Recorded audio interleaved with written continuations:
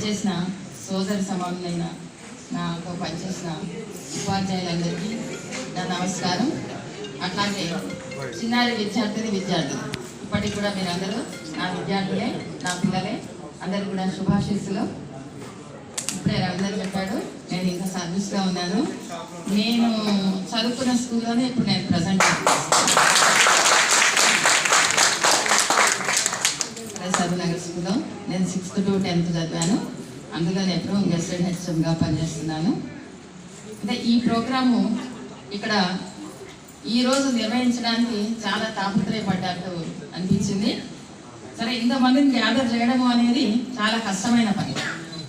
అందరం కూడా బిజీ స్కెడ్యూల్లో ఉంటాం, రకరకాల పనుల్లో నిమగ్నమై ఉంటాము. అందరం కూడా బాధ్యత గల తల్లులు తండ్రులు కాబట్టి చాలా తీరిక చేసుకొని అందరం కూడా గ్యాదర్ అయ్యి